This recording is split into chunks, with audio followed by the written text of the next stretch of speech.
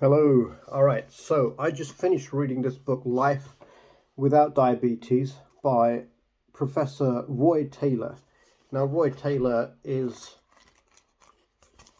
a world leading professor and doctor in the field of diabetes. Um, why did I read this book? Well, somebody mentioned it, and I said, that sounds interesting. So they lent it to me. Simple as that. Also, there's a history of diabetes in my family. So I thought, okay, well, maybe I should read this just in case I end up diabetic. What I didn't know, that I've learned from reading this book, diabetes is very serious. There's 170 amputations a week in the UK because diabetes can affect the nerve endings, particularly in the feet. What happens is there's too much glucose in the blood. The blood therefore becomes kind of toxic to nerve endings, and you can't feel what's happening with your feet, so you get a little infection. Maybe you're walking and your shoes are too tight, and you get a little cut or something. Most people would feel the pain and they take action. You don't feel the pain, you get an infection, feet get chopped off. Serious stuff. Affects the eyes, affects the heart, affects all kinds of things. Now, what actually happened with this guy is he'd been studying diabetes for a long time.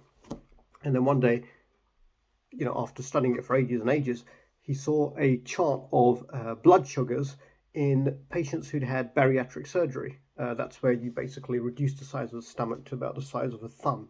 And it's generally in people who are very, very, very fat. You have to be heavy to qualify for that kind of qualify. It sounds like, a job to basically get that kind of surgery. They're only going to do it. It's a drastic measure if you're very, very overweight.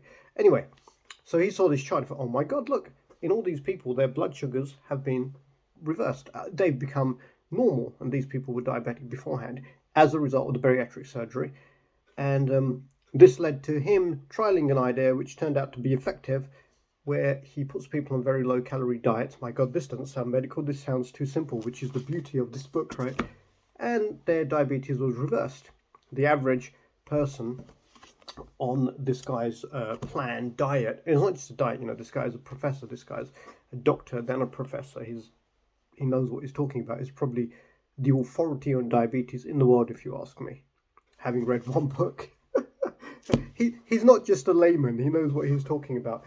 The book is the book is written brilliantly. It's easy to read, it's engaging, it's informative. There were several moments where I kind of went, wow, is that really true? So for example, you don't have to be fat to get diabetes. You just have to be too fat for your own body as dictated by your genetics. So a lot of people will have endless fat storage. They get humongously fat, under the skin. But they'll never get diabetes. What has to happen is you have to exceed your individual, genetically determined ability to store fat under the skin. And then guess where it goes? It goes into tissues.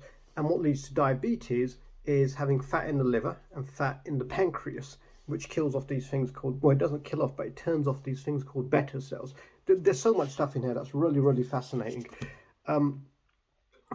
Now, so you don't have to be really fat to have diabetes. Somebody could appear skinny. There's actually lipodystrophy, which is a genetic condition whereby people cannot store fat under skin. So although they appear, painfully thin, a lot of them have got fatty liver disease, diabetes, heart problems, because all their fat goes directly to their organs. One of the many things I really loved about this book is how it dispels so much of the bullshit in the diet industry and the exercise industry and everything.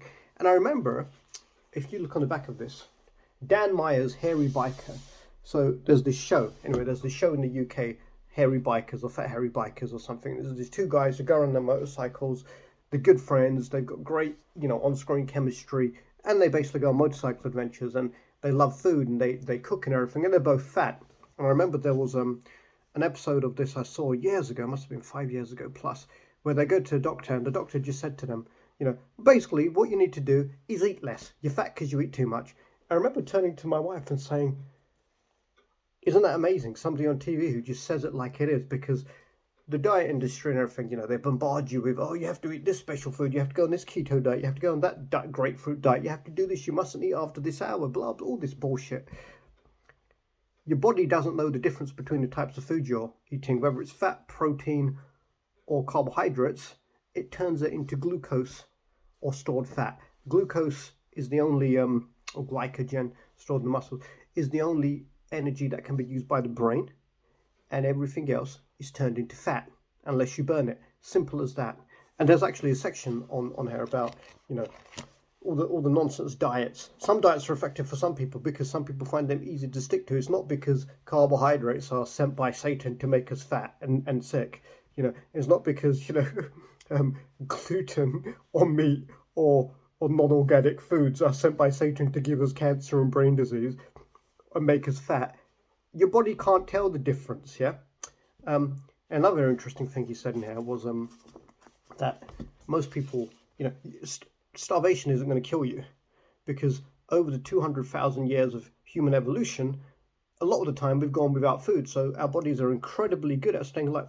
No water and you'll die pretty quickly, all right? But without food, you can go for a long time. Too much food is probably going to kill you in the end, which is what's happening in most of the world. It's really interesting. There's a graph in here that shows the average weight and the distribution, the average weight in the 1980s compared to now. And the distribution goes kind of like this. And then 20 years later, it's the exact same graph, but it just moved along a bit. So everybody's becoming fatter. Everybody's becoming heavier. With this thing, 600 calorie diet, a liquid diet mainly, with vegetables, because you need rough veg, otherwise you'll end up with constipation. Patients drop 15 kilos on average in the first 8 weeks, and they'll reverse their diabetes. The vast majority reverse their diabetes. People who've had diabetes for a very, very long time are slightly less likely to be able to reverse it. But even some of those who'd had diabetes for more than 20 years did reverse it. So it's kind of miraculous. He talks a lot about science in here and the fact that, you know, you can't just quickly change medical opinion. It has to be properly challenged. He talks about how to conduct proper studies. I find all this stuff fascinating. He talks about FBIs or FIBIs, fallacy by association. So, you know, just because fat people tend to have diabetes, people think that fat causes diabetes, but it doesn't. And there's a lot of diet ones in here as well. So EFIs he talks about, which are evidence-free ideas that have no real evidence. All right, but they become accepted. So some of the ones he talked about were breakfast is the most important meal of the day. Bullshit. There's no most important meal of the day. Breakfast is the most important meal of the day. Another example of an FIBI, fallacy by association. People who eat breakfast are less likely to snack later on between meals, and so some of them don't get fatter. But actually, the time of day you eat your meal is completely irrelevant. What matters is the amount you eat. Whether that's, sorry, I keep looking at my watch because I'm in a bit of a rush. Whether that comes from proteins or fats or... Read the book. Read the book. It's a brilliant book. I'm not diabetic, but I'm worried about becoming diabetic. I am a bit too fat though, and you know, an 8-week plan to lose 15 kilos. Hell, I could do with that rather than the slow, you know, dogged process of eat 100 calories less a day, and by the end of the year I lost 10 pounds. No, fuck that. Lose 15 kilos in 8 weeks. I'll go for that.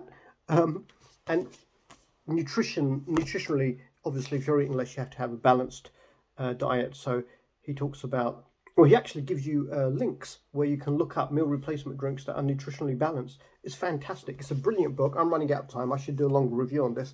Other myths. So breakfast is the most important meal. Bullshit. What was the other one? 5 a day. What a load of nonsense. Yeah. 5 a day. It should be 5 instead. So rather than eating something fatty, like a biscuit or something, you pick up a piece of fruit. But 5 a day.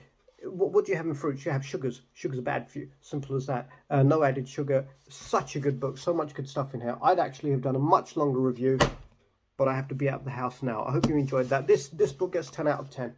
Absolutely superb. Anybody should read it, especially if they need to lose weight.